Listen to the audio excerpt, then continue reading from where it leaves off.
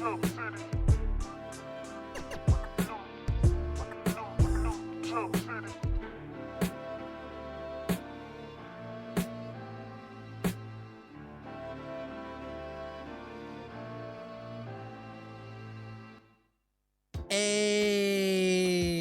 welcome to New Jump City, everybody, where we recap the week in American and Japanese sequential art. I am your host, Christian, the unbiased king, Espinal. And joining me through Discord, it is the man, the myth, the legend. It is Joshua, Gangsta Time Cole. It's called Partner, but it should be called Gangsta Time. What's good, Chris? What up, everybody listening? Hey. Also joining us, it is our producer. It is Edgelord Big News Brian. What's up? Hey. We're back, baby. Brand new show. Some manga series to talk about. Very excited to get into it this week. We got a lot to discuss. But before then, let's get into plugs. You can find me at The Chris Espinal on Twitter and Instagram. Joshua Cole, where can they find you? At JD Cole _37. That's on Instagram, and at New Jump City Josh. That's on Twitter. Oh yeah, Brian. You can find me at b.esp on both Instagram and Twitter. And if you want to catch me when I'm streaming, you can find me at twitch.tv/hitspunchline. Yeah. Let's do it. You can follow the show itself at New Jump City on Twitter and Instagram. Follow the show itself also on TikTok. It's there also. If you guys want to email the show with any questions, suggestions, anything you guys want us to talk about, you can email us at newjumpcitypod@gmail.com.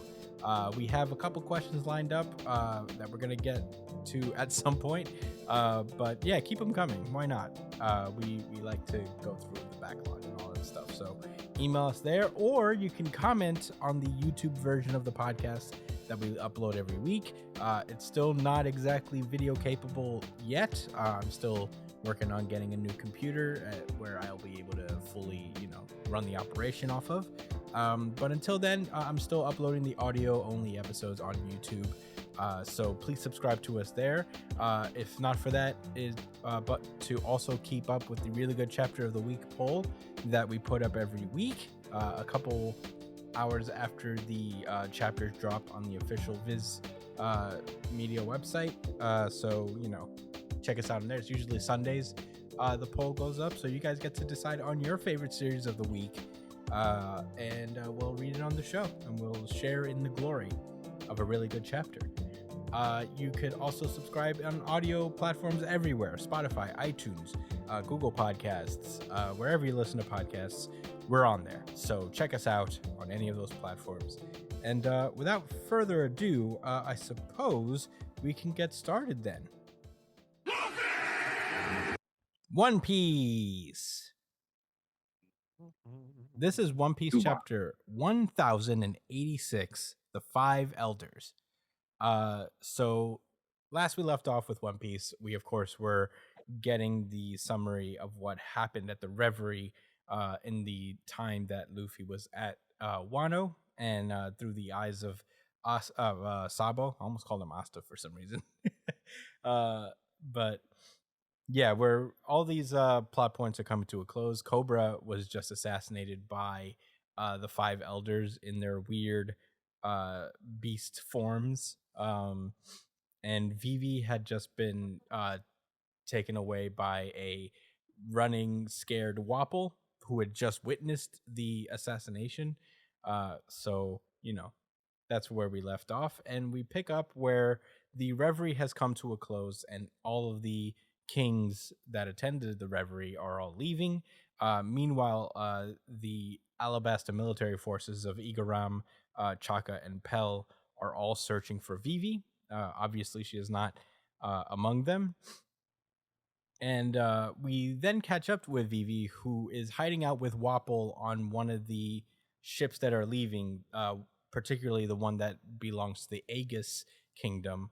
And we see that Wapol is on the phone with Morgans, and Morgans explains that, now that they know what ship they're on, they're going to descend upon that ship and bring the office there under the guise of reporting.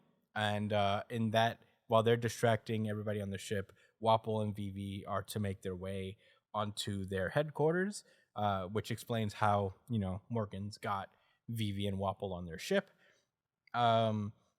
We also see that Jewelry Bonnie has been on the Tajine Kingdom ship, and Sabo has made way, of course, onto the Lulusia ship.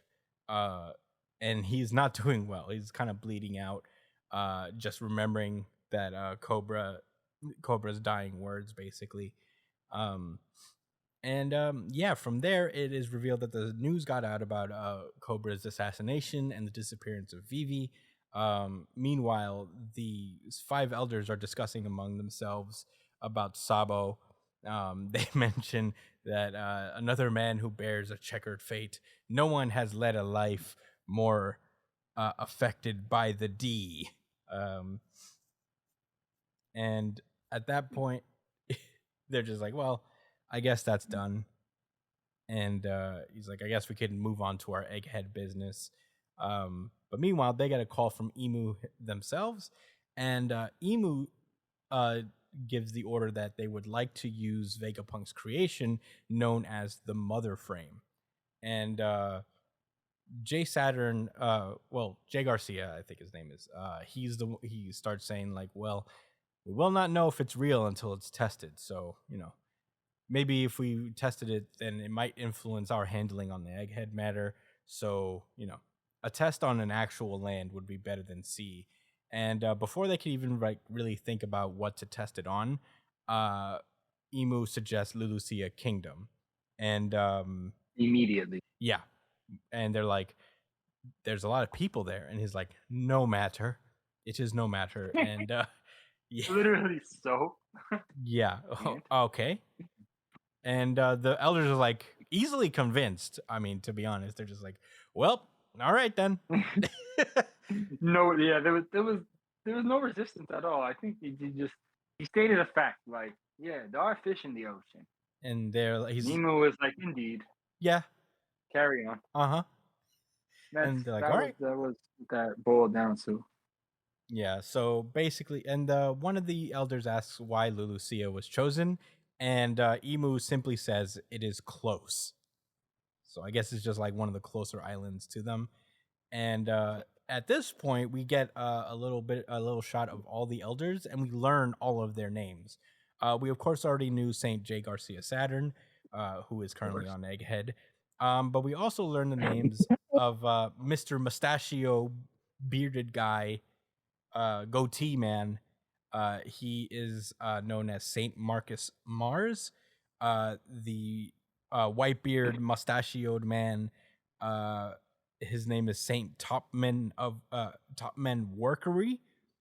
And the one that I constantly think is from Wano, is his name. Oh, by the way, I should also mention that Marcus Mars is the godhead of environment. Topman is the godhead of justice. The godhead of finance, known as Saint Ethan Baron V. Nosturo. And finally, the godhead of agriculture is named Saint Shepherd Jupiter. Jupiter, really, but okay. Time out, because what planet Saint Ethan Baron V. Is that Earth? Nosturo? Venus. Pluto? Venus? Venus Juro. Venus. Oh, so they are named after planets. All of them. I didn't notice. Honestly, I'll tell you this. I literally just realized he's Venus. Like, wow. I didn't catch the Venus Juro. Holy shit. Yeah. So there you go. All 5 of the elders revealed their real names. And Emu mentions that there's one other thing.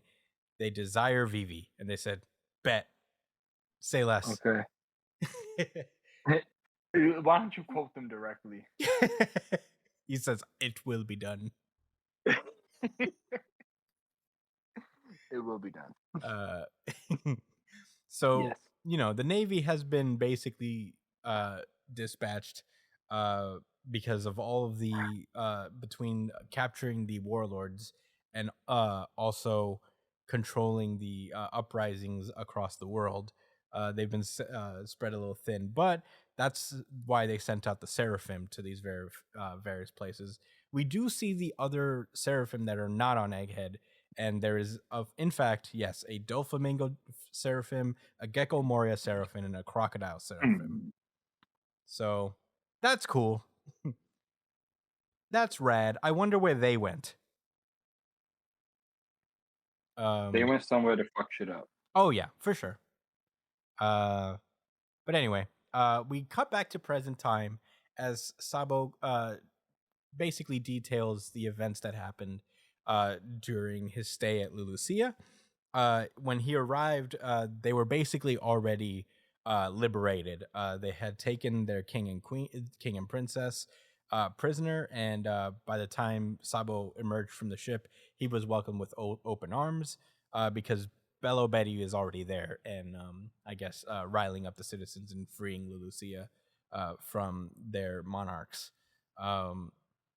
And Sabo explains that the signal that he sent, the message he sent was actually a relayed call. So, by the time like that whole thing happened in Lulusia, where the weapon came down and destroyed it, while it seemed to us at the time Sabo's call was happening like at the exact same time and he was on the island, it was actually a relayed call and he had already left the island. So the call was just delayed, basically.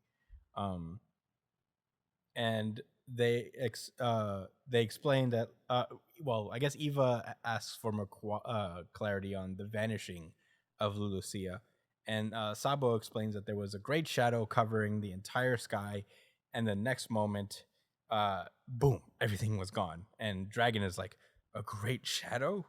And Sabo explains something that no natural living creature could explain. Some dark, vast thing flew above the clouds. And Eva drops some hardcore fucking info right now. Eva mentions that, like, you said the name Emu earlier. This is going to sound very strange, but among the first 20 who created the world 800 years ago, there was a monarch named Saint Emu of the Nerona dynasty. Is that also a planet?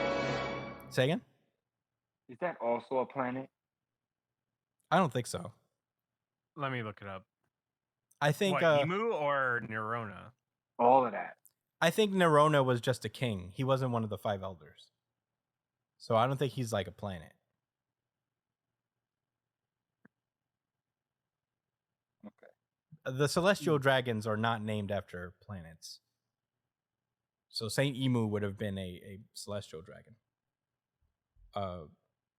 But Eva explains that he puts down a book and he's like, it's said to create. Look at this. It's said to create that the means to create everlasting life exists in this world. Well, someone had to prove it. And Sabo's like, whoa, there's been someone out there living for ages without dying, and you're telling me that's who I saw on there? And Eva says, like, it might be a coincidence, but if the 5 elders are the greatest authority among the celestial dragons, the so-called descendants of the gods, then who else could possibly lord over men like them? And then Eva is like, and there's one more leap in the story. If this thing you saw fly over the clouds can destroy an entire nation, or if this thing you saw just like that came through and destroyed an entire nation was a government weapon, then that means only Vegapunk could have created it. And Dragon actually is like, hold on. We don't know that for sure. Vegapunk wouldn't build such an obvious tool of murder. And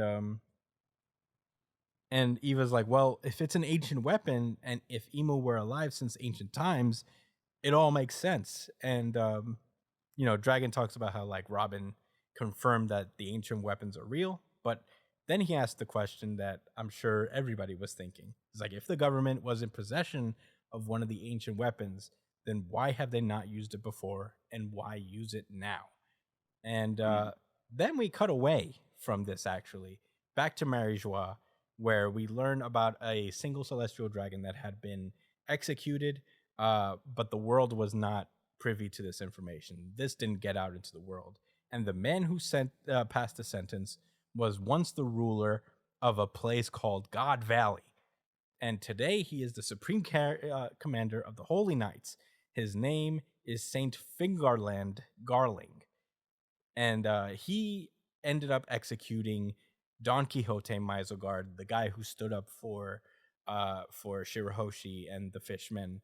And the chapter ends with a panel of Fingarland saying, "Stand up for subhuman scum, and you'll sink even lower." And sheesh, that's where the chapter There's no ends. way he could be saying that with his face looks like the crescent moon. It sure does. Right? That's got to be what Oda was going for. Oh yeah, it is. It is for sure. Absolutely. But This is a grade A weirdo. Look at the shoes. Well, I ain't gonna lie. He's kind of clean. This is a pretty sick design, not gonna lie. yeah, not gonna lie. I can't take that from him. He's still a piece of shit, though. Oh, terrible person. Drip Terrible out of person. this world. This is one of the best designed villains I think so far. Not gonna lie. I mean, I ain't gonna give him all of that. He's up there with Doflamingo, I think, when it comes to drip and like style, you know? Whatever. He bought his outfit in the Matrix. That's how I feel. Anyway, Josh, what did you think about One Piece chapter 1086? I thought this was a really good chapter. First of all, not of the week, but it gave me a lot to think about.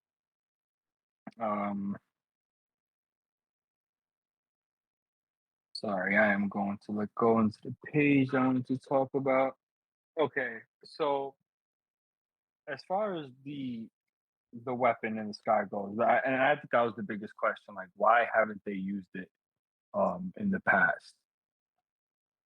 I don't really have any theories behind that, but I thought it was really interesting that they said that that they like the name that they called it, what, the mother's frame? The mother frame. The mother's frame. Yeah, and that Dr. Vegapunk was responsible for creating it. So I think what it's implying is that it's some type of fusion of, or some type of alteration that Vegapunk made to the actual ancient weapon Pluton. I was thinking the same right thing. one? I wouldn't say it's Pluton. No, it's actually the other one, Uranus. Uranus. Yeah. And yeah, I don't. It doesn't really make a lot of sense to me. I was fine with it just being the ancient weapon, but the fact that he modified it, I wonder what that implies. I wonder what it was originally. I mean, it could be like a replication, like because Pluton has blueprints, right? So there could be a situation where there are two Plutons at the same time, right? So this could be Uranus, but like a man-made version of it from modern time, you know? Yeah. Wow, that's a great point. Yeah, or they could have found the original Uranus and Vegapunk basically refurbished it because it wasn't functional. Because they mentioned something. They mentioned something about testing it. Vegapunk refurbished Uranus? Yeah, not my anus.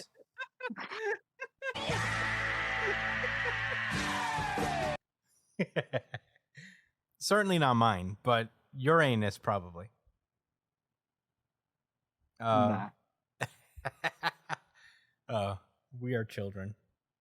Anyway, but what I'm saying is that like he just basically, gave it a little once over and fixed it up for them nice. I would imagine that Vegapunk probably included a kill switch, like a self-destruct button. If he did, I hope. If they did make him do it, Because Death Star. Because if you remember, like Vegapunk is the guy who made a flower weapon, like to neutralize other weapons. I don't think he overtly believes in creating deadly weapons of mass destruction. So I feel like if he did repair it, then he did it under duress.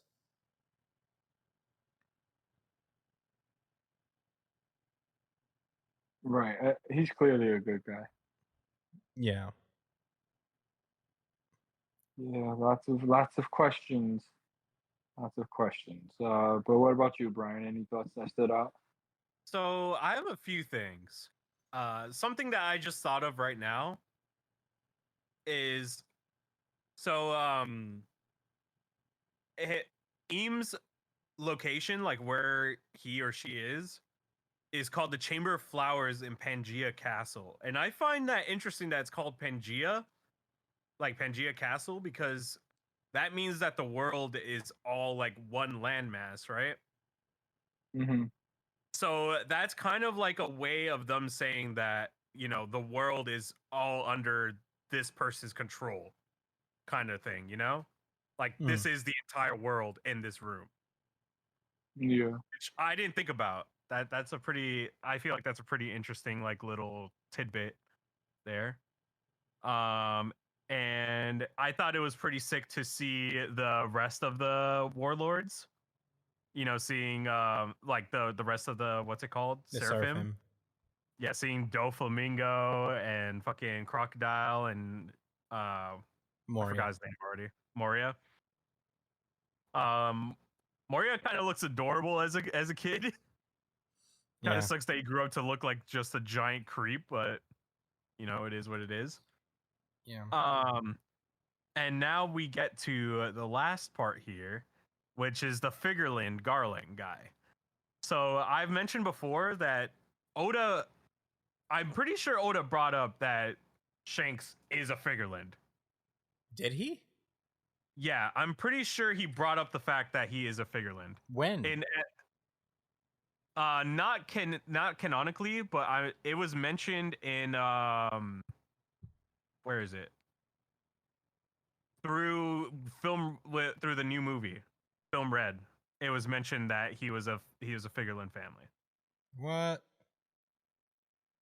Or at least not like directly stated, but it is implied that he is a Figureland in One Piece Film Red. So this was mentioned before. Figureland, Why the does the Figureland last family name was even? mentioned before.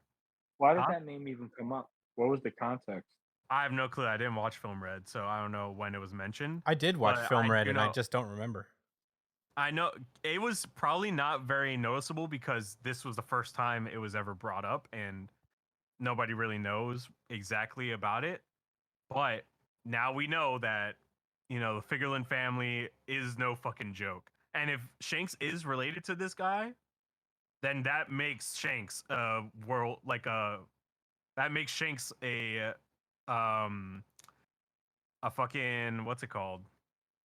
A celestial dragon, essentially. Yeah. So this confirms that Shanks is, well, not confirms because it's not confirmed yet, but we're pretty sure that Shanks is a Figureland. Which makes this reveal even bigger, apparently. So allegedly, of course, we don't know for sure, but we're pretty positive at this point. Wow.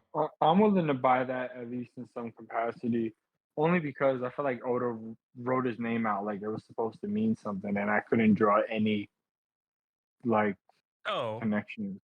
there's a few things about this reveal that's pretty big because he was also the ruler of God Valley, which people speculate is where Shanks is from as well, right? That's where Shanks was acquired by the The Roger Pirate. Roger Pirates.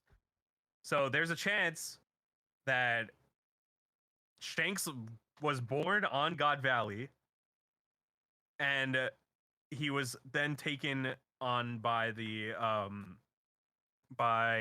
Roger Pirates, and it was probably destroyed by Mother Frame, or at least the first iteration of it. Well, we do know that the battle between Rox and Roger took place on God Valley. Exactly. So something And this, happened. oh my god, I'm so glad that they tied God Valley back into this story. Oh my Because god. now we can finally find out what the fuck happened there. And we might get to see, we get to see Rocks, we get to see Garp, Dude, and Rock. we I get to ain't see gonna lie. peak strength, we get to see Roger at peak strength. Like, this is gonna be, that would be a fire ass backstory. Yo, Rockman. What was his deal? We He know was going almost nothing there, about him. But but he did go to God Valley to kill everybody there, right? What I don't about know why he Bullseye was and there. Sneaky, bro? Does he measure up to them? We don't know why he was there. We just know that shit went down. Like that No, was a big they said, pirate war in his play in God Valley. I'm pretty sure they stated that he was going there to like attack the celestial dragons. But they don't live there. They used to, probably, because they mentioned that Well, these guys were protecting. Um, look, we're known to. Let me see. You guys keep talking while I look into it. But I'm pretty Well, sure. why would they name it God's Valley if it was just a regular place? that was just the name of the place as far as we know. And Figureland was the king of that place. Hmm. Yeah, shit is crazy. I guess I'll get into my thoughts while Brian looks into it. Yeah. Okay, hold on. I Oh, found it. never mind. So, so it's not saying that he went there to kill the world nobles, but it's saying that Rox led his crew on a mission that endangered the world nobles. Yeah, I'm Uh, sure. And for some reason, even though for some reason, Garp and Roger came to stop him, even though that would mean defending a bunch of corrupt pieces of shit. Yeah, I mean, we don't know. Well, they didn't live there. God Valley was its own country, and all of the 20 rulers. I mean, he doesn't say he's not one of the original 20. So he was the king of God Valley at the time, but there were still celestial dragons that lived on Marijois at the time. So they didn't all live on God Valley. What was it? Okay, I mean, I guess that makes sense. I think that's just like the name of the place as far as we know. I feel like when we get into the backstory of like the incident at God Valley, we'll find out why it's probably called that. But yeah, I mean, there's got to be a reason. I feel like, they were all trying to get to the last island, and God Valley is a stop on the island, I think, is a stop on the way. And they all just converged there, I imagine. And shit got crazy. I'm going to give this RGC. Yeah, I mean, honestly, same. It is also my really good chapter of the week, just to make that known. And this is also the really good chapter of the week by the audience. So, let's give it a Josh. Josh said it's not his favorite. So Can't believe this guy. can't believe him either. But yeah, this is a really good chapter of the week from me, Brian, and the audience. Certified RGC. Certified RGC. Certified RGC. I gave this RGC primarily because of all the implications that this chapter brings in and all the connections that it's starting to kind of weave together. Like the Figureland family finally being officially known, what Mother Frame could be, and what if it's an ancient weapon or if it's a man-made construction. We finally get all the names of the Gurusei for the first time. Before it was just Jay Garcia, but now we have all of them. Yeah, it's crazy that we went through this whole series really without really knowing their names until the 1086th chapter. So we know who they are and what they're in charge of, like what part of the world they control. These are the guys that have been pulling the strings the entire time. And we get to see what happened with all these other guys and kind of who the world government is kind of focusing their crosshairs on. So this is a really fucking good chapter. I wonder how Vivi is gonna keep this alive. I don't think Morgans can keep her safe forever, but yeah, I mean, they don't know where she is, so she's got some time. Hopefully she ends up back with the Straw Hats. That would be so fucking amazing to see Vivi back. Yeah. I feel like Vivi it's been so long since Alabasta, but we forget just how good of a fit So she long. was for the Straw Hats. Like she was a pirate through and through, and she was a Mm, really great fit for that team for that party. maybe if she ate a devil fruit. She doesn't need a devil fruit. What would have been her role on the team? The princess? She's like a good diplomat. She's like a secondary. She would be like a really good leader instead of like in Luffy's stead. You know, like she would be somebody who she can get. She can get them to rally around her pretty easily. Because we forget Alabasta, like the whole plan was centered around Vivi. You know, like they all joined Vivi's cause. It's not. They didn't just decide to go to Alabasta. They decided to go there to help Vivi. So she has that same impact that Luffy has on people, you know? People just want to help her for some reason. Yeah. So Oh, I'd sorry. say she has that same Luffy quality that, you know, if things are going to shit, she can take over and kind of keep them going. Okay. Yeah. I haven't given my thoughts, but I'll you guys have we've discussed a lot. I think there's a lot to be excited for in One Piece. One thing I do want to bring up is the immortality thing. Oh, Mm. right. That makes Law super important because that's Law's ability. Yeah. So What are you talking about? Law has the ability to perform the immortality operation because of his fruit. So at the cost of his own life, he could give someone else eternal life. And I feel like the previous owner of the Op fruit, or maybe not the previous, but whoever owned it at the time that Emu was alive, and like before they became immortal, I'm sure they became immortal because someone wielded the Op fruit and performed the immortality operation on her or them, whoever they are. So Yeah, that's true. And that would make Figureland Garling also immortal, right? That would make all these guys kind of immortal, right? Like the no, Gurs. because it would only make. I mean, you would need 5 different people to have the Op fruit and perform this operation. So, because if you perform the immortality operation, you die. Exactly. So you So would. they someone every single time, like the Avatar, and had them That would have been immortalized. 800 years ago. these guys, Mhm. these guys would have had to. I mean, maybe they are different ages. It seems not by much, but they could have force fed the immortality fruit to 5 different people Damn. and had them extend the lives of Emu and all of these and the 5 elders. But I don't know if that's Also, true. Garling. I'm not gonna go crazy on that. Garling is not from 800 years ago.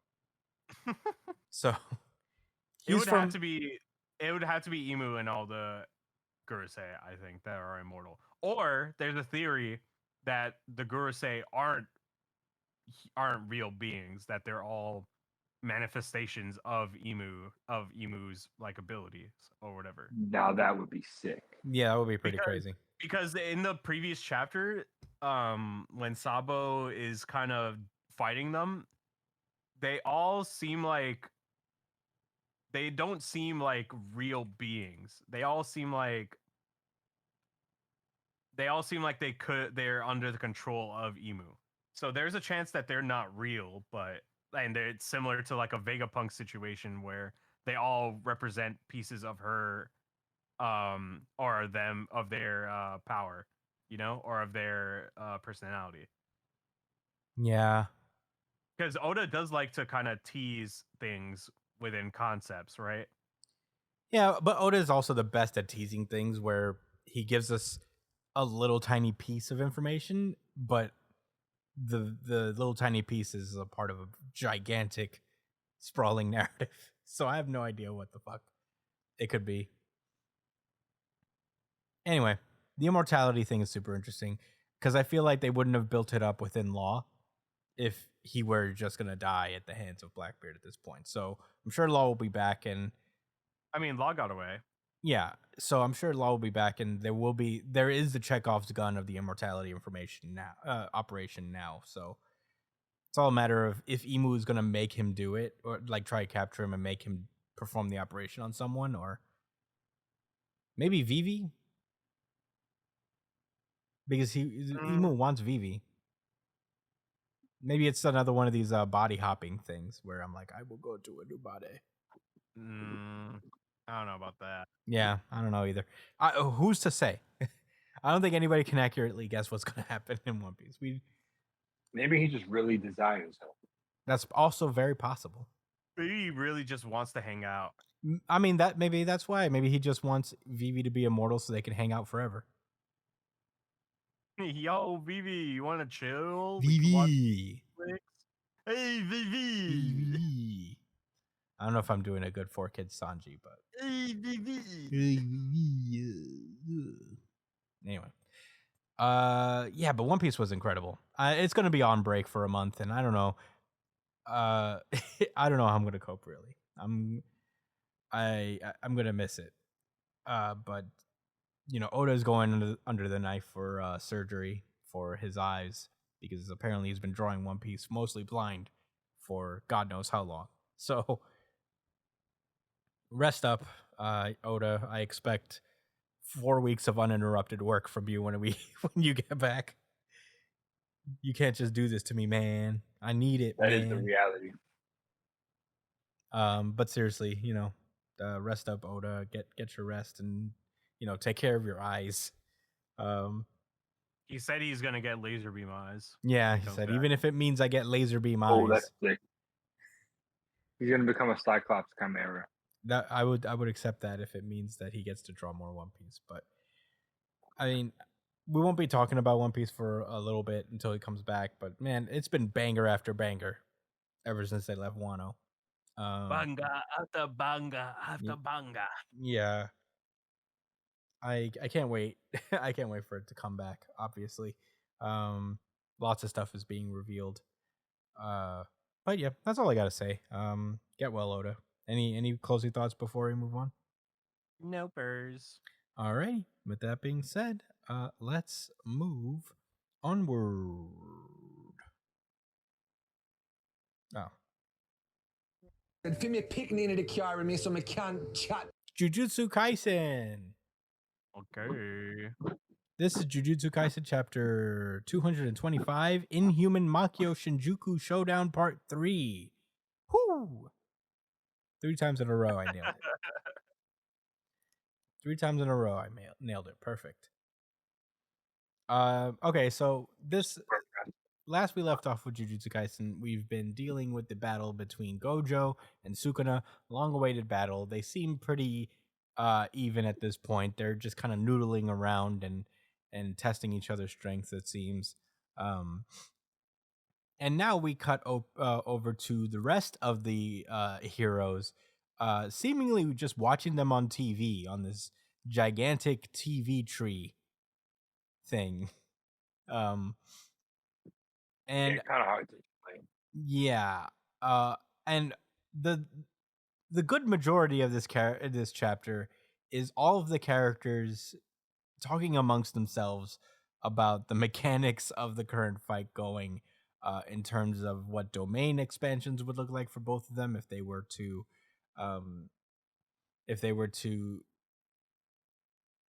activate the domains at the same time.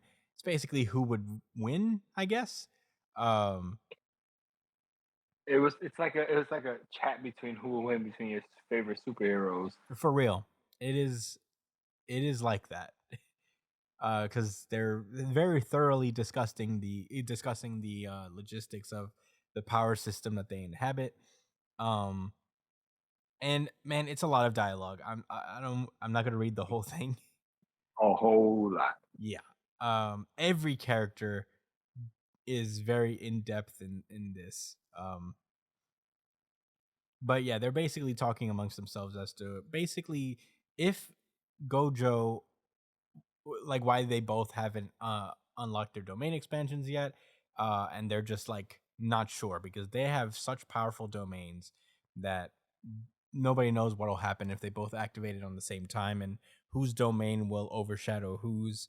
And at some point the conversation actually ends with Choso talking about how, well, there might not even be a domain battle because based on what Inumaki and Yuji said, I don't think Sukuna closes barriers when open domains. And this is kind of something we knew, or I mean, I remember from reading recently is that Sukuna can summon his domain without creating a barrier. So the fucking malevolent shrine just appears in the real world. And upon hearing this, everybody's like, "What the fuck? That isn't that impossible?" And everybody's like, "That's impossible, right? That's impossible. Yes, that's impossible. Isn't that totally like impossible?" And Kusakabe asks Miwa to toss him some water, and she tosses him a bottle of water, and he's like, "Huh? Why'd you do that?" He's like, "You told me to." He's like, "I didn't ask for water. I don't need I asked for water. I don't need the bottle." And then she just splashes his face with water. And Mei says that that's what it's like to open a domain barrier without closing the barrier. Open a domain without closing the barrier. You know, it's basically akin to holding water without a vessel, painting a picture without a canvas, running software without hardware. It's impossible. So, you know, there's no way that's true. And they meant Choso mentions like, but Noritoshi Kamo did it, or Kenjaku did it. So, you know, it is not impossible, basically. So it's still a lot of really like talking about, you know, well, how would this work even if you could do it, like wouldn't Gojo's thing just beat him anyway? If Gojo loses a domain battle, then it's over for him.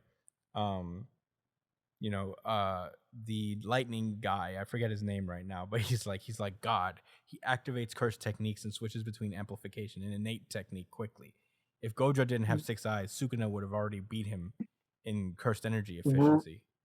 Right, which is why if the barrier, like if he loses in a barrier fight and he can't use his curse technique after, it's over because Sukuna's just gonna kill him or whatever. Yeah, that makes sense. Yeah, because So that is the only thing that separates Sukuna from Gojo is his broken technique and his eyes. Because Sukuna also has more cursed energy than even Okotsu, as Okotsu puts it. So, you know.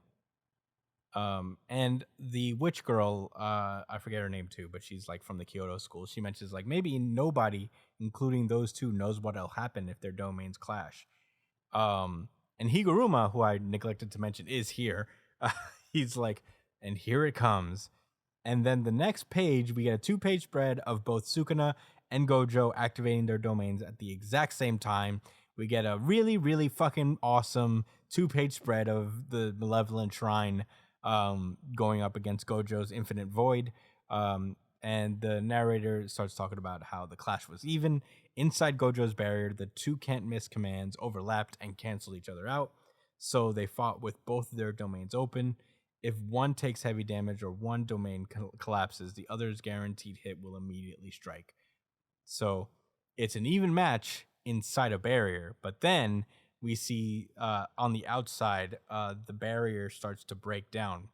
Because as the narrator mentions, the effective range of Sukuna's domain reaches outside the exterior for Gojo's domain. So Sukuna was basically able to attack Gojo's domain from the outside because the range of his domain doesn't need a barrier. So it way surpasses his barrier. So, you know, he breaks Gojo's domain and Malevolent Shrine's can't miss attack. It hits Gojo, slicing his neck, it seems, and that's where the chapter ends. Damn. What did Josh, what did you think about Jujutsu Kaisen chapter 225? This is actually my favorite chapter of the week. Woo! Let me play that drop. Certified RGC. Certified RGC. Certified RGC. Yeah. Chris, you said yours was One Piece? Yeah. Okay, just making sure. So this chapter reminded me of Hunter x Hunter and all the best ways. It did. But even more so than that, like I said earlier, this whole conversation reminded me of like people like speculating like who would be who, and we all do that, like especially all of us in like this nerd culture, this like anime, manga, comic, all of that. We literally did So it in the pre-show. yeah, we sure did.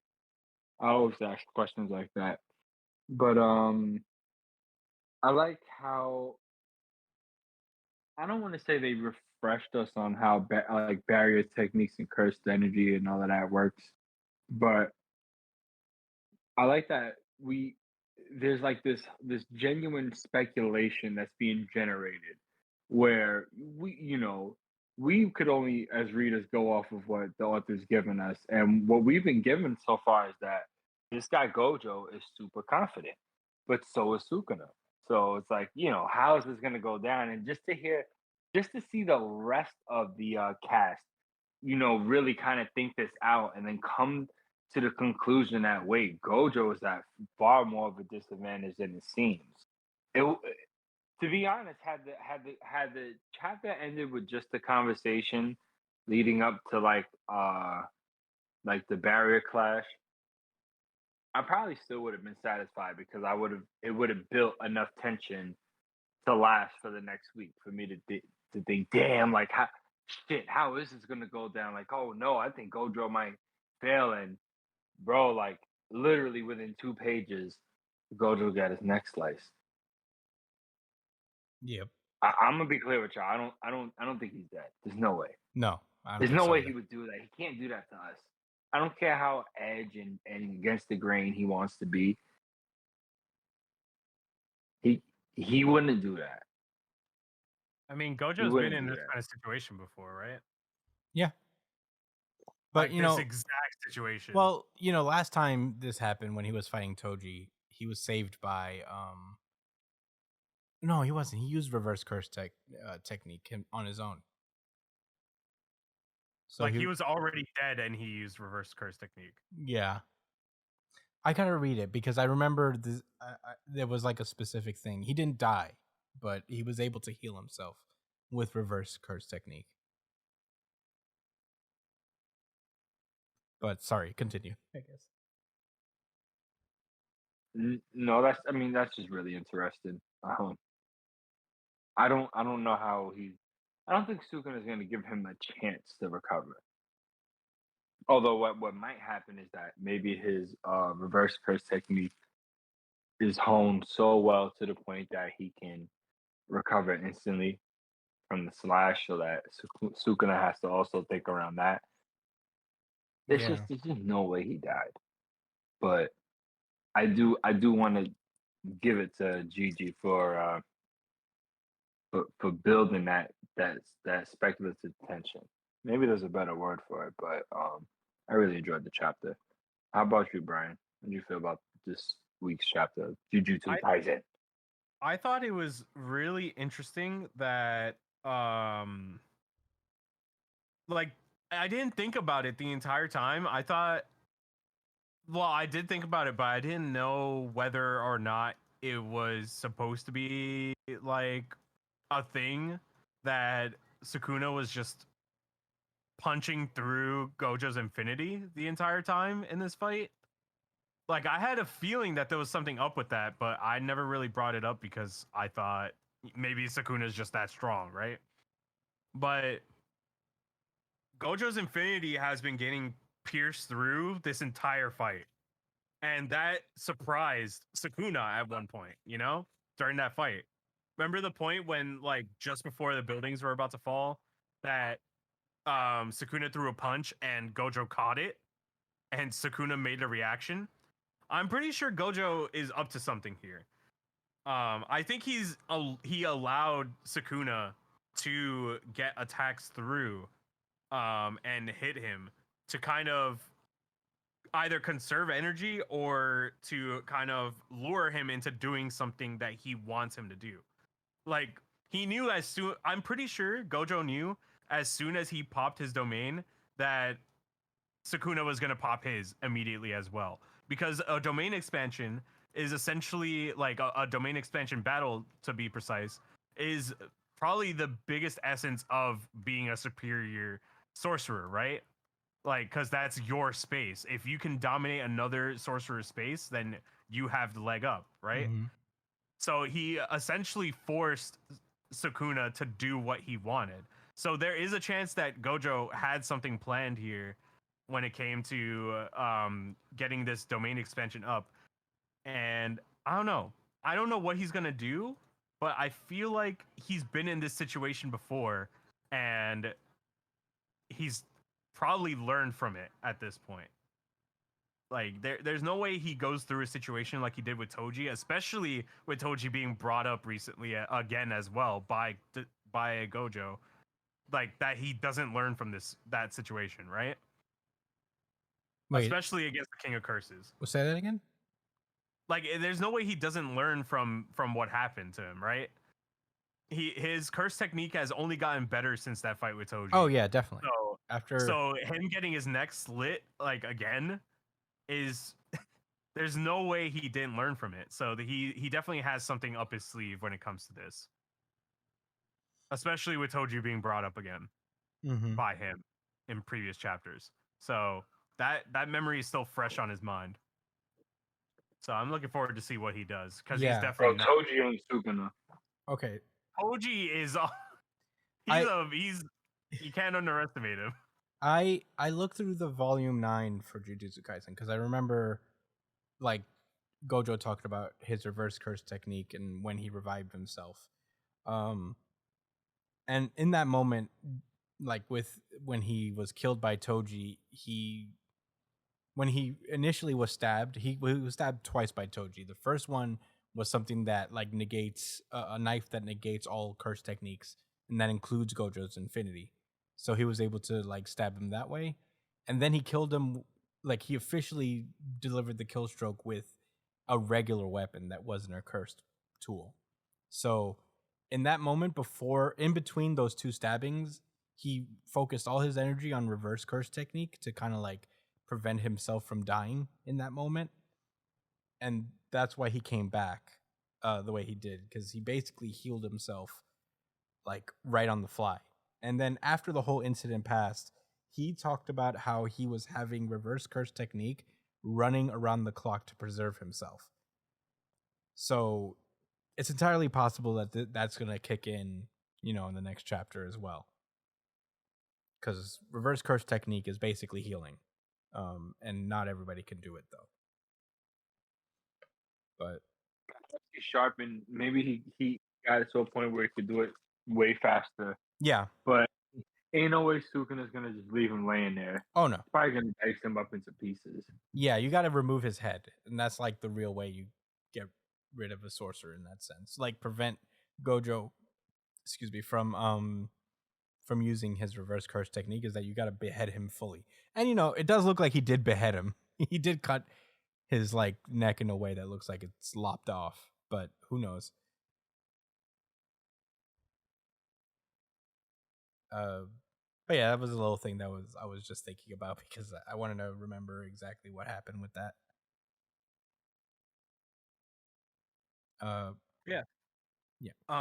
The whole situation with everybody kind of sitting around and talking about stuff, it was very Hunter x Hunter-esque. But I don't know, I feel like I'm really looking forward to those kind of like discussions from the characters too, because it keeps them in the series and it keeps them like kind of as cautious spectators of what's going on. Mhm. So I don't know, I really like this chapter for that. Really fun chapter, but that's it for me. Yeah, I mean, this was a close second for me. Obviously, this was really cool. I was like really thinking about it though. I was like questioning whether I really liked them discussing this hard. But in the end, I was like, this is actually pretty cool because it also reminds me World Trigger does the same thing Mhm. where they really like dig into speculation and all that stuff. And Much to Brian's chagrin. Well, there's a difference because they're actually watching something You hate it. interesting there. They're actually paying attention to something that's very interesting compared to. well, Oh, I'm talking shit, about. that guy did his homework differently today. Oh my Well, god! I meant more in the Homework B. is the best thing that ever genius. happened to World Trigger. I Nah. remember I was more talking about like in the B rank wars where there was like commentators like speculating on certain things and other characters like commenting on other people's abilities and all that stuff. Well, guess what, Chris? What? Guess what? Brian hated that too. Brian, did you hate that? Hey, what rank wars? No, because that was when World Trigger was good. Damn, Brian. Damn, Brian. When it was good, it's still good. I won't stand for that one. But anyway, I'd yeah. be a Sword Lord too if my favorite series was about to end. Hmm. Hey, I mean, the way World Trigger's writing is fucking falling off. I might be a little worried that's ending too. Your grandkids is gonna read World Trigger continuously. You understand me? It will be going on that long, And they will, and I will tell them to skip and that. it's gonna be fucking dog shit successful. arc. And no, it's gonna be integral. Watch, you watch. If it is, then I literally will never read World Trigger. This is a well-paced arc. What do you mean? If they come back to homework in the later ends of the arc when they're sitting there talking about their assignments from this shitty ass Nigga, arc, you love I homework. will not Stop read it. this series. I You will love not read this homework. series. You miss Like, homework, it's just nigga. like- it's You just miss like Miss Wilson giving you math homework. Osamu, it's me, the final villain. I'm here to quiz you on the homework that you did during the assignment arc. Are you ready? So basically, you hate Jujutsu Kaisen now because they gave us homework via this reading assignment. No, that's not homework. That's them actually No, sitting it down was and homework. analyzing a fucking fight. Unlike you, this you read arc, you read where- a chapter's worth of the dialogue, analyzed it, and reported back via podcast. You did homework, my nigga. You love it. I love doing homework. I don't love reading some boring ass homework shit. Okay, Hmm. that's fair. I didn't intend for us to fight over World Trigger. Yeah, well, Josh kind of threw the first stone, so I had to kind of double down. Double down. Anyway, I fused that stone with a broadsword and then threw it. Who's Yeah, that's playing another Zelda? reference. Who's playing Zelda while doing the pod now, huh? How the turntables. how the tables turn. It'd be How like the that. turntables. How the turn tables. Okay. I mean, I guess we discussed this at length pretty hard as to the appeal of this episode. Most of this chapter is like basically them talking about it. The Malevolent We Shrine. talked about people talking. Wow. Malevolent Shrine is super cool. It's just a well-designed thing in this universe. I think it's so fucking badass. It's so cool. Extra nasty. So cool and edge. And look at all these mouths that are Yeah, it's yelling. the mouth. And it's just like, the mouth. "Bah." Yeah. Yeah, it's appropriately gross. Yeah, Yeah, I feel like one of the just the right amount. cool things that this established is just like making sure we know that the fact that Sukuna can make a domain without a barrier and making that not common knowledge, because it explains why Gojo didn't really factor that in and why Gojo was defeated in a domain battle is not because he did anything wrong within the domain. It's just Sukuna's domain has such an effective range that he could basically attack it from the outside where it's weakest. Or Gojo did Or- account for it. Right. He could have also accounted for it. And this was all a part of the plan. Opening of next chapter, Gojo is beheaded. He's dead for sure. Everybody's looking at the screens with a frown on their face. Like, damn, this dude fucking sucks. Wow. These guys are supposed to be OP. It's like somebody watching their favorite sports, like their favorite sports team. It's like Randall. Yo, Gojo, don't go out like Randall. Oh, Gojo, please don't go out like Dak. Don't choke right now. All right. Don't choke against the 49ers again. Yo, fuck you. You goddamn 49ers. This is the second time they got him, right? Yeah, They beat third him- time won't be the charm. We'll see, He man. said third time. For will be- them, Let's see. I for mean, them, they'll be the charm for us, but not for them. yeah. We'll see. If only the Cowboys had Tyler Harrow on their team. Yeah. Yeah, definitely. Frankly, that's actually very true. But he was injured. So you could hit a home run for a strike. Hit a home run. I know. Played in Yeah. a completely different sport. I mean, you're the one that started it, so. All right. Well, that was Jujutsu Kaisen. Fucking awesome chapter overall. I'm excited to see it next week again. But yeah, any final words before we move on? No. Alrighty. With that being said, let's move onward. I hope he turns his sword into some guns. Black Clover. All right. This is Black Clover, and I'm tossing it over to Brian, who's going to be doing the Black Clover recap. All right. Unreal. So last week we ended with Yuno kind of finishing what seems to be a finishing blow on Lucius. And he's all like, yeah, I'm the real fucking main character here, bitch, as he fucks him up. And now at the start of this new chapter, it seems as though like Yuno actually fucking did it. He actually fucking killed him. And he's like, yeah, I beat your ass, as he's looking down. And then boom, Lucius appears behind him and quickly, responds by defending from an attack from him, and realizes that the body that he killed, like the person that he killed, was definitely Lucius's body, and it wasn't an illusion. And He's Lucius, like, that nigga's dead. he's he's dead. definitely slumped right That now. guy's There's dead. no way. I felt that. I felt that through the sword. And there's I know it. there's a big rumbling that's going on throughout the city, and Lucius quickly, so that nobody's confused, is like, all right, let me clarify this real quick. I have control over soul, body, blood, and bone magic. So yeah, that means I could clone myself. And he Womp is womp. currently Well, raise your hand if you guys knew that was the case. Bro, no, I'm not not even raising my Jojo hand. could have seen I'm this not coming. raising my hand also. We are not a video podcast right now, but I am not raising my hand.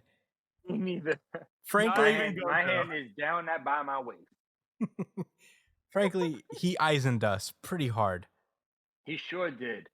I'm gonna be honest. Like, he gave us that explanation, and I was like, fine, whatever.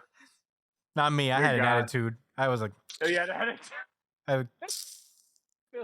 all right. I guess I just didn't.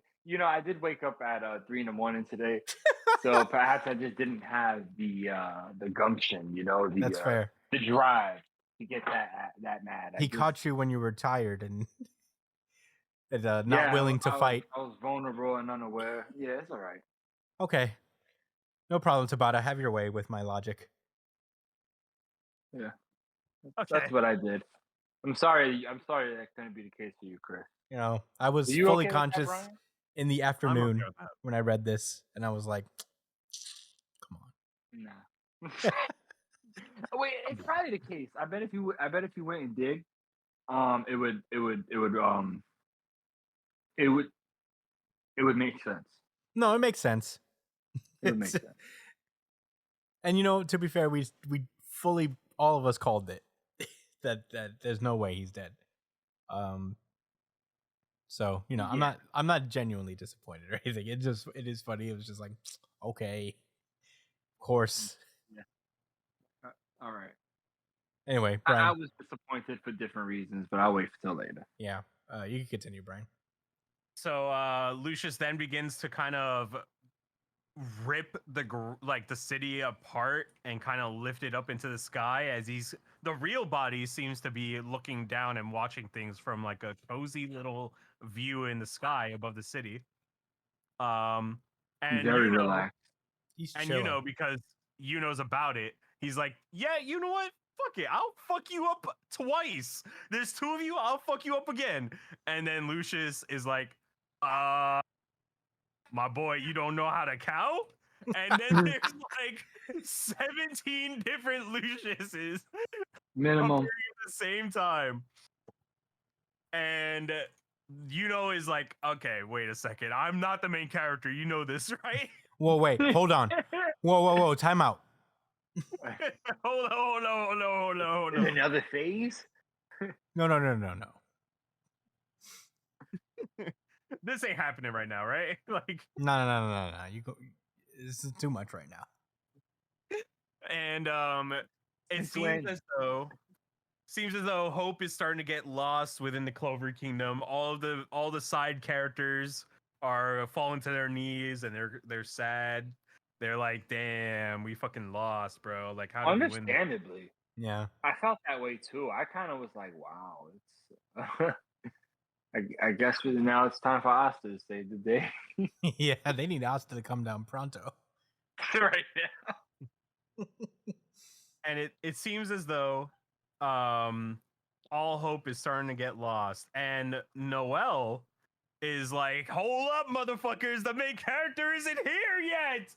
And we cut to, I guess, a flashback of the rest of the Black Bulls arriving to the Witch Queen, who we haven't seen in a really long time. Good to see her again.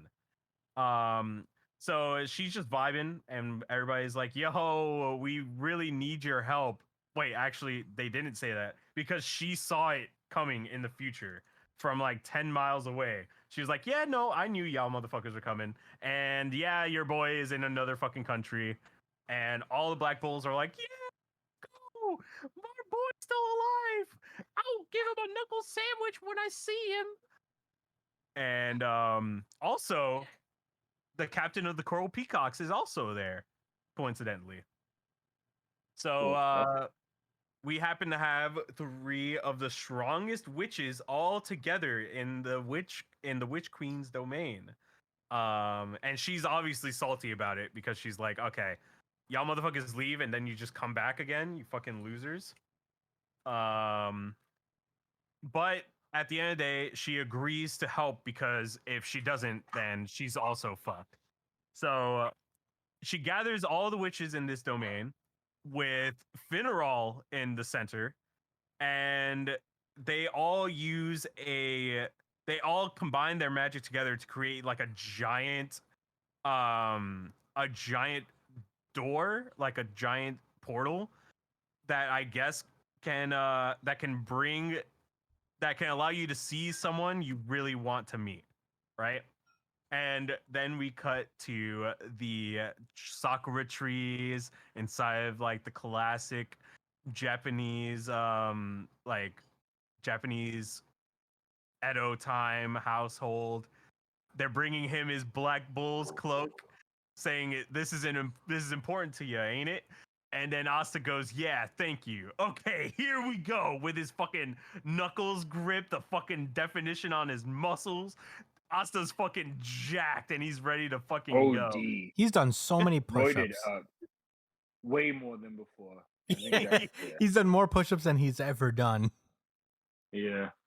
And that is where we leave off. All right, Josh, what did you think? Josh, what do you think? I'm trying to write down this title for a moment. Hold on.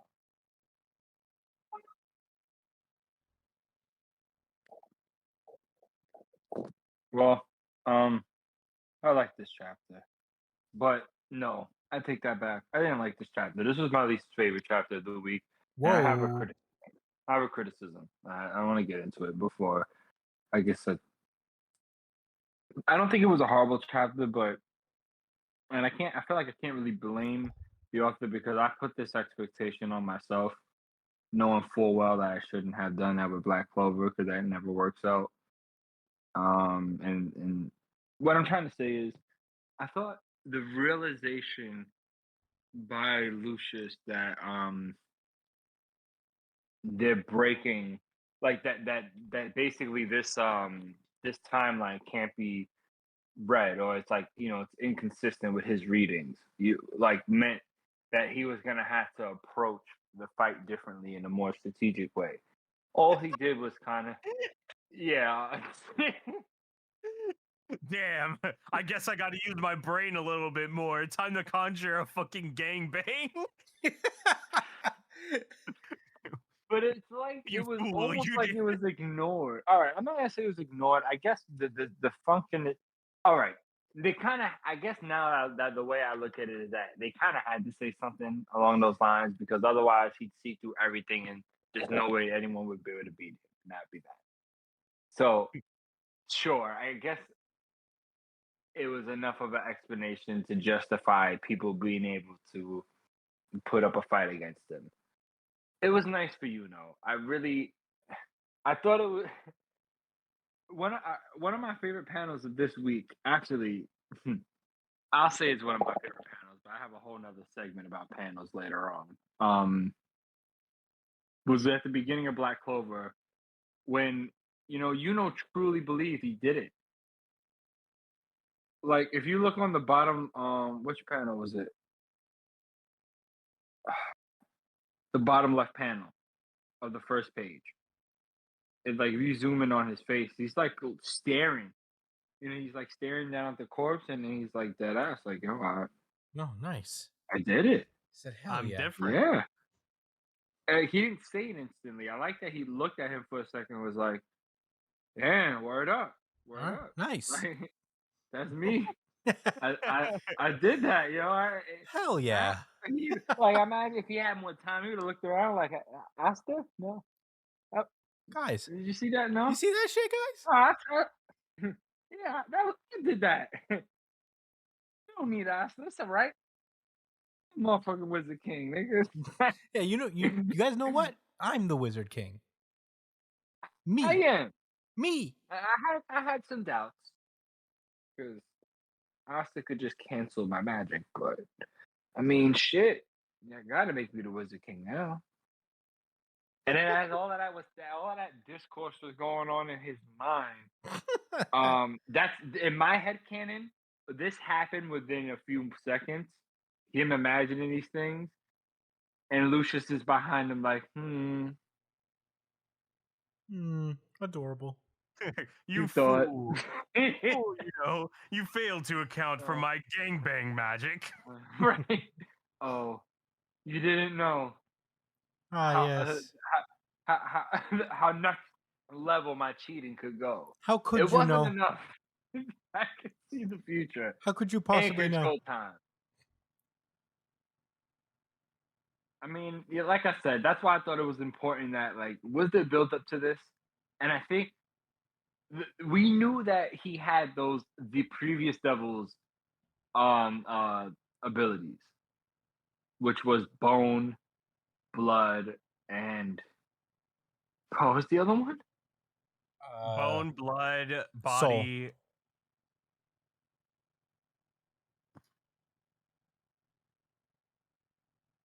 Soul, body, blood, and bone. Damn, that's 4 different ones. It's a whole All right, person. I get it. That's a person. Yeah, that's fine. Yeah, it checks out. It checks out. It checks out. It just sucks that he did Shadow Clone Jutsu, and now he's like everywhere. Asta has a lot of work cut out for him, man. It's over for you now. That's what I think. That's what I think. Sure. How funny would it be if I next guess chapter something there? cool's gonna happen with the witches, but How funny it would be like next chapter there'll be 5 Unos behind the 5. It's just like it keeps going back and forth like that. It'd be like, but actually, you didn't know I could actually make war clones. I use my star magic to create a star clones.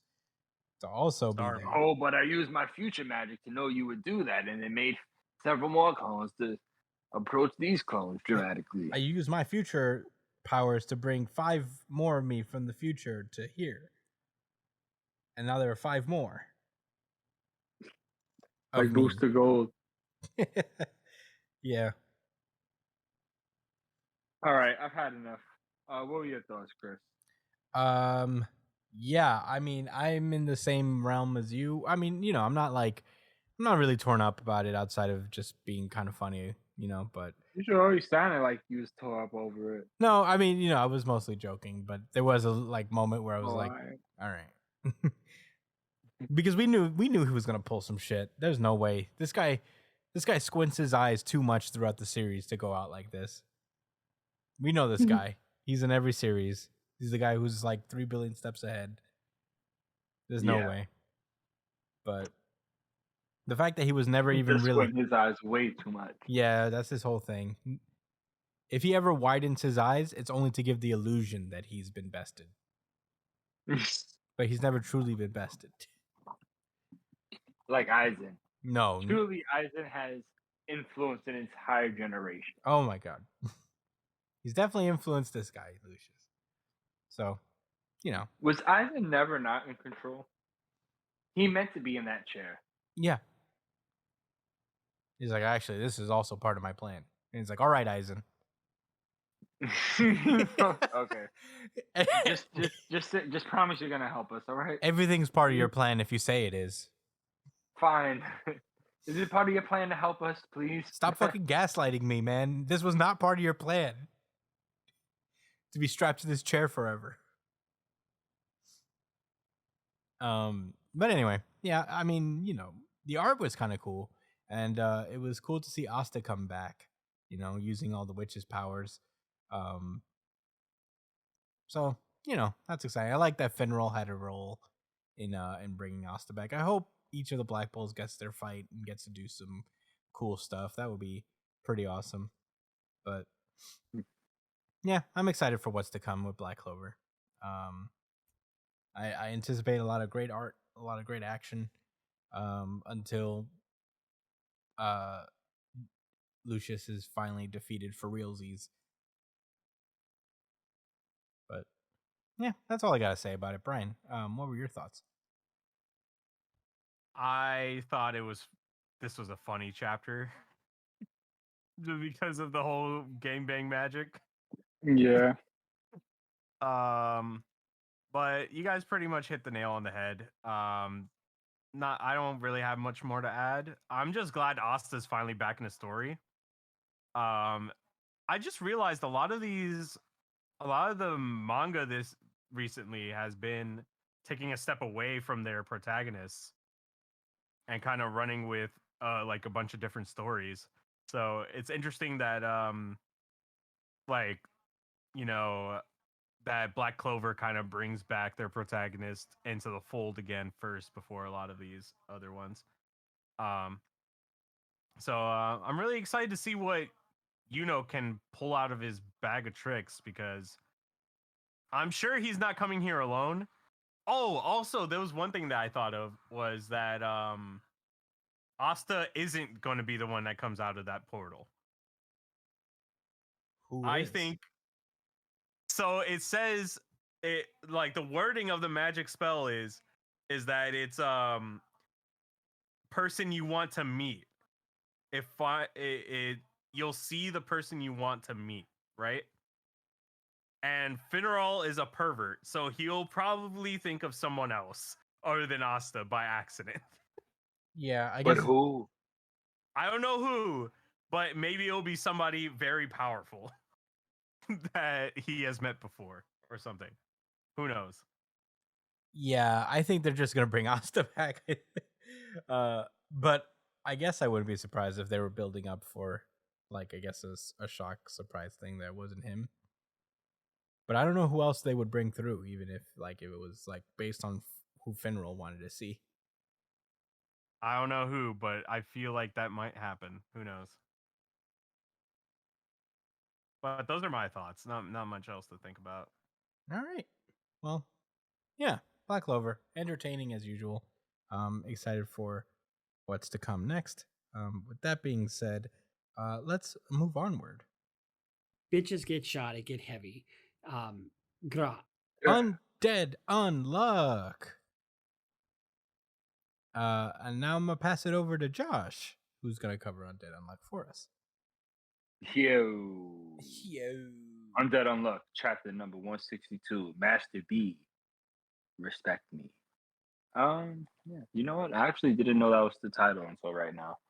Master Ma- B, respect me. Is that a Bars? intentional rhyme? Yeah. Could it I- be I'm bars? not gonna say bars, more like lyrical miracle. Lyrical, miracle, spiritual. Individual criminal. Yeah. In your swimming pool. You remember? All right. Talking literal. All right. So Undead Unluck. Last week the team crash landed from space after an escapade to find the robot boy Phil, who was also the negator on Phil. Phil on Phil. Get it? Yeah. Yeah. I just put that together. You know now. what? I didn't Anyway. put that together either. That was a good catch. Yeah, just now on the spot, Wow, literally. that's as, insane. like in real time. You know, guys, As we're I very said. good at media literacy. You know, if you give us 3 weeks with a character, we'll find out. we'll figure out the significance of their name. Man, we're like dial up. We'll get there eventually. You just gotta give us some time. Like I said, they crash landed from space and ended up in Hong Kong of all places. And as they were chilling and eating, they ran into Jen's baby sister, whose name I don't remember. Do you remember, Chris? No, but she wasn't like she was dead in the last loop. She sure was. That's why we don't really know much about her and why it was such a shock to Fuko. But I want to make a point about that later. Anyway, yeah. So she runs into Fuko and explains that that she knows who she is. She knows that she's someone that's fought and been able to defeat the Almighty Fangs in the past, and that her brother Shen is entering this tournament in order to fight him. He mentioned something interesting about him coming. She said that I've never seen him so bloodthirsty before. And that if he makes it to the finals, he'll end up fighting Fang, obviously. And she's worried. She's worried that if she ends up fighting Fang, he's not gonna hold back, and they're gonna end up fighting to the death, and that her brother's probably gonna get packed. And she also reminisces how even though, like she doesn't want to see either of them die, and even though it wasn't like perfect, it was at least like a family that they had. Growing up with Fang's abusive martial artist, militant ass. But Shen did uncouth things like, and that he would commit suicide if he didn't take care of his baby sister, stuff of that sort. So interesting family dynamic. So yeah, at the end of last week, Fuko set it on after the members of Fuko's team enter the tournament, each entering their own block. Fuko sets it off on some chumps, calling her fat, and that's where we're at right now. They're in the air after getting sent, and them niggas wasn't feeling that because they think she's cheating. Maybe that she's also a robot, perhaps. They be close. It's not her. There's a robot amongst them. So they pull out weapons, and she's like, come up and get these feet anyway. But before they even get to make contact, your boy Fang pulls with the staff. He says, "Stand aside, you disgrace he disgraces the martial arts." And it is on and popping. He immediately starts fighting against Fuko. He's screaming at the top of his lungs that he was waiting far too long. He's going so fucking hard for no reason. Oh my god. Fuko Izumo! Now we do battle. Yeah, he's peaked out. So He starts explaining to her how long he Dude, he waited. couldn't wait to Good. beat up this 18-year-old girl. Dumb long.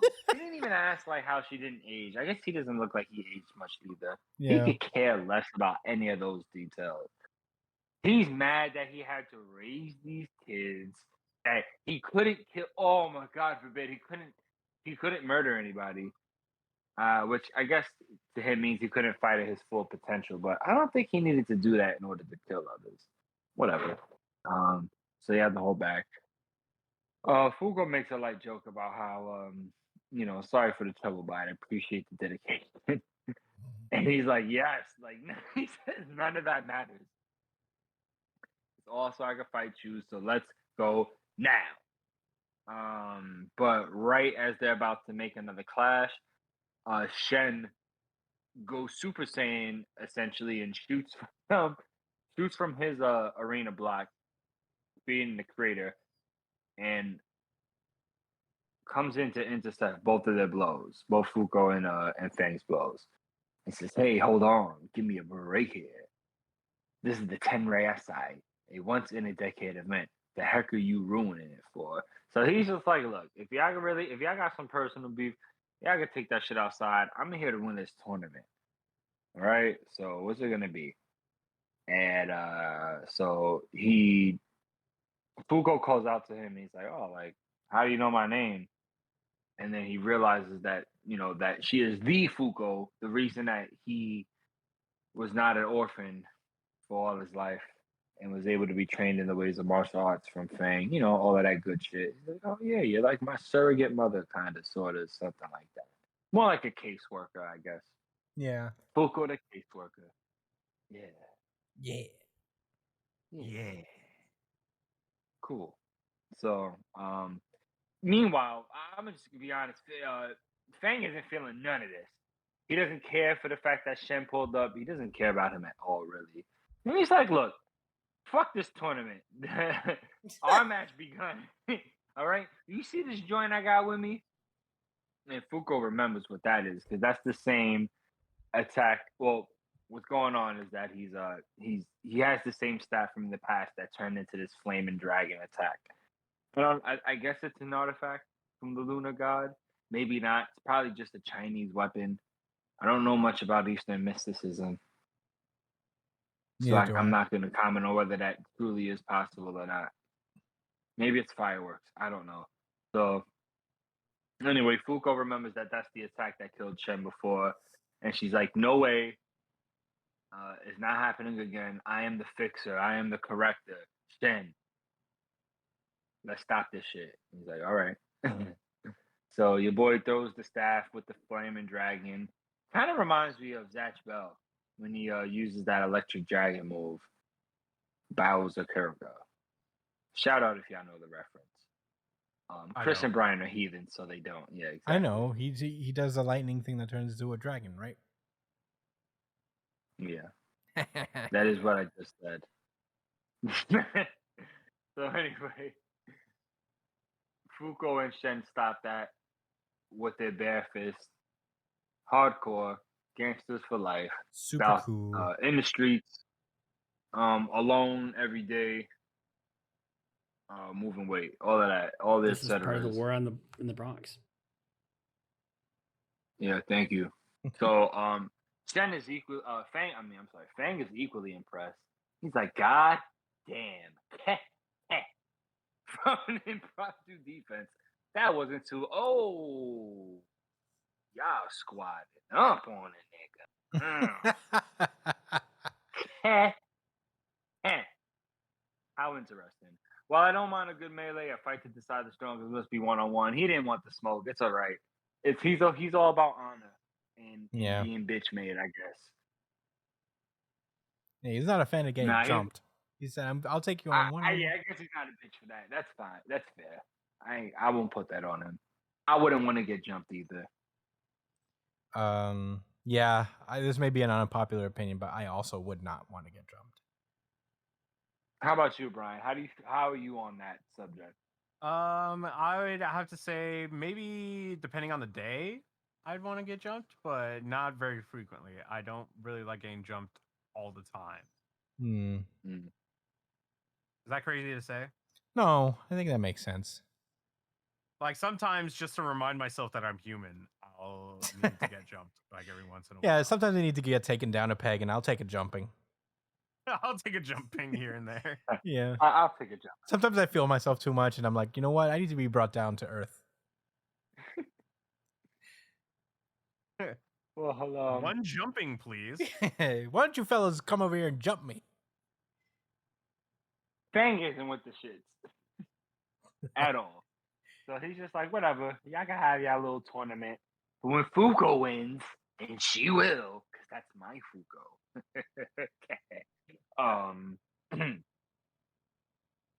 We will have our match. And she's like, no. Listen, this is what's gonna happen, Thirst Bucket. You're gonna fight Shen, because I'm gonna train him. He's my master, but I'm going to train him. And Shen was just as confused as I was when that statement was made. And we're going to talk about it. Believe that. Yeah, so Fang, Fang, you already know. He doesn't care. He's like, well, whatever, whatever the fuck you say. Like, just be there when it matters. And if you're not there, I'm going to come find you. That's all I want. There's one thing he desires. He is the most dedicated, straightforward character in this series. Yeah. Andy is second to him Yeah, it's for true. his thirst for death and being naked. And being fought with. Yeah. Christian, what are your thoughts? Ooh, I really like this chapter. I thought it was super too. fucking cool. I wish I could have gave it to RGC. Yeah, we're like the stuff surrounding Fang is like one of the best characters in this series. He's a ham, like he's a whole like package of a character, man. He's larger than life. Yeah, he's the man. I love Fang. He's like an admiral in One Piece. For real, he has like the best fight scenes in Undead Unluck. Fang has a direct hand in, so I'm very excited, and I'm actually glad that they're going full bear with this tournament arc, because for a second I thought they were just gonna skip to the final battle here. So Yo, right? I actually really thought that was about to happen. yeah, so I'm glad that they're sticking to their guns and doing a tournament arc. But yeah, this was super cool. Fuko stopping the Zuishin Tekkan Rod along with Shen was pretty badass. I'm very excited to see how it goes overall. He is such a fucking thirst bucket, Feng is. Oh man, is he? My God. You know what? He became When a you finish your stepfather thoughts, I'm just gonna bring up a little segment. he became a stepfather just to fight Fuko in the future. Yeah, man. Nigga became a dad just to fight somebody. And resisted the urge to commit homicide. Yeah. Insane. But overall, Insane. this chapter was awesome though. I really They're gonna enjoyed it. get betrothed. Yeah. Andy better watch out. Yeah. Josh, what did you think? Like I said, I really love this chapter. And I actually had some like I said, I have a little segment I want to get into. Okay. So this is going to be one of my first of many random stats of the week. Whoa. So there were 19 panels from my count in total as you scroll through the pages of Undead Unluck this week that featured Fang's face from a close enough angle, right? Mm-hmm. And in 15 of those 19 panels, he had the All Might Cheese smile. This nigga was beyond excited. He was elated. Yeah. It was his birthday, and he was graduating, and he just lost his virginity, and he just played Zelda he just beat Zelda for the first time, and It's Christmas. he just and it's Christmas morning, and he just hit the game-winning shot. Need I go on? Do I have to drag this further? No, this guy was happy. No one's happier than Fang. No one. Only All Might. The And he's only gone. time he frowns is when people are like, "You can't fight Fuko right now." Yes. Whenever there's interference with him being able to fight Fuko.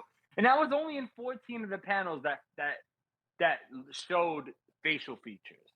Because there were a few other panels that showed him from different angles that you couldn't see his face. I didn't count them. But like I said, 15 out of the 19. Jeez. Yeah, Thought that was I had to point that out. But anyway, there are other things that I thought about. So something I came across my mind as I read this chapter was that, wow, his sister is alive. Which means, obviously that situation didn't pop off with the sister where, where Shen became a negator, letting go of her hand. But obviously, that was the case because Fang was forced to take care of both of them. So he couldn't put them in that situation because of the stipulations. So I thought that was interesting. And it also makes me wonder, how is he going to unlock his negator ability? Unless Mui pulls up on the scene. Or maybe his sister develops it in a twist of fate. Now that would be cool. I yeah, think that might end up being the case since he's so strong already. If he's strong enough to get to the point where he can beat Fang, his sister might step in and like heal them full circle with his not doing the opposite of what was it? untruth. Untruth, yeah. Yeah, man. This could go a lot. This could go a few different ways. Interesting. Also, I don't know if you had any thoughts or ideas about like why, or really like if this was going to be a thing about like the sudden bloodlust from Shen. I guess they're going to talk about it later on. Maybe there's some additional motivation behind him wanting to fight Fang, but it really seemed like he wanted to win the tournament more than fighting him per se. I don't know. Yeah, Uh, any you yeah. have I any don't thoughts know. on that? I feel like eventually he would probably have to fight Fang in order to win the tournament. But I think he has more enthusiasm for the tournament than he does fighting Fang in the moment. I think it is a goal of his to beat Fang someday, whether he thinks he can right now or doesn't. I have a small theory. Yeah, Maybe this bloodlust is the result of his sister already unlocking untruth and her applying it to him. Where the truth is he doesn't really want to fight Fang because he loves him as his dad, but now because her ability unlocked, he feels the opposite. Like fuck that, I just want to conquer everything and also kill this dude and not care about what his sister says. I don't know. Interesting stuff. yeah. Okay. This was actually the thing that perplexed me the most, though. How did Fuko learn from Shen post loop? I think she mentioned she went over to them first. Like she met up with them first, and she learned how to fight with them. With all three of them? No, with just Shen and his sister. It was a really quick moment, but I do remember Fuko bringing that up where before she started to go get everybody, she trained with Shen without telling him the whole deal. But but he didn't recognize her. She did. Oh well, that's true. I'm trying to remember the exact. You think panel he'd where be they like, mentioned "Oh, Fuko, I remember you. You used to train with." You know what I'm saying? It was kind of a. He didn't really. He was surprised she knew who he was, it. and Yeah. when he noticed, he did know Fuko, but he knew more of like he knew of her, not like he knew her personally. Mm-hmm.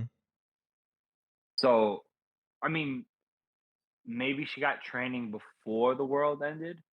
I do remember them talking about it. Maybe like she just trained herself and learned from the scroll. Like maybe he left scrolls or something or instructional videos. I don't know. Yeah, I'm trying I to want to. find where it was, because I do remember like mentioning that she spent time with them in some capacity. But when was it? Hmm. Uh, Well, maybe that's something we could circle back to. Yeah. Because, or maybe they're gonna explain that in the next chapter. Because he's probably gonna be like, okay, so what's your deal? How do you, right? You know, I'm sure they'll explain it. Maybe we don't have to do the research. It would have been nice if I had looked that up beforehand. But Yeah. I guess I was kind of hoping that you could make sense of it. Well, anyway, No, that makes yes, that's sense. about it. That kind of rounds up like the thoughts that stuck out to me. Okay. I'm gonna look at this last chapter here because I think I'm getting close to where I remember it being. Okay. Yeah, sure. Uh I mean, damn, how excited was Fang, man? Like he's he was. screaming at her while smiling. Okay. Fang appears is like come here. She does a cool pose.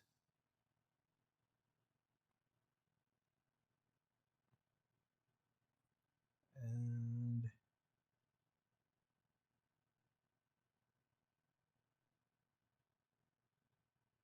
she says,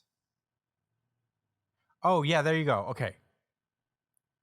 She says, "Oh no, this is before." Okay, so in the previous loop, she learned everything she knows now because she trained with Shen in the previous loop. And so she didn't really meet him in this loop. That's where I got confused. That she trained with him previously? Yeah, she trained with him in the previous loop, and when Fang first appeared in the post loop timeline, Fuko mentions that she learned from Shen and that he should go seek him out and, you know, take care of him and train him, and then she'll meet him and fight him. Okay. So there you go. I think I closed it up. But Well, yeah. I guess leading up because it's not like she could have used those kung fu skills against God. So yeah, for reference, all right. it's chapter 137 where she mentions it. Oh, cool. But all right, well, in that case, I don't really have anything else to say either. It's a really fun chapter overall. But with that being said, that was Undead Unluck, and that has been our show. Wowee! Thank you guys so much for listening. As per usual, you can find me at the Chris Hospital on Twitter and Instagram, Josh at JDCole_37 on Instagram, at New Jump City Josh on Twitter. Brian, you can find at b.esp on Twitter and Instagram. If you want to catch him when he's streaming, you can check him out at twitch.tv/itspunchline. You can email the show itself. Oh, you can follow the show itself at New Jump City on Twitter and Instagram and TikTok. Also, you can email the show at any point in time with any questions, suggestions, anything you guys want us to talk about at newjumpcitypod@gmail.com. Email us there, all the stuff that you want to tell us about the show, about the manga, all that stuff. Or you can comment under the video version of the podcast that we put out every week. Right now, we're still not in full video capability, but I'm still uploading the podcast on there with a still image. So comment your thoughts on the videos, like and share while you're at it. Subscribe to the podcast, if only to also keep up with the really good chapter of the week poll, where every week we ask you guys what your favorite chapter is and you vote for your favorite and we read it on the show. We are also pretty much on every audio podcast platform there is, so you can check us out on Spotify, Apple Podcasts, Google Podcasts, all that stuff. So do that up, and that's it. Thank you guys so much for listening. As per usual, we shall see you guys next week on New Jump City. Stay safe, New Jump citizens. Peace out, guys. Thanks for listening.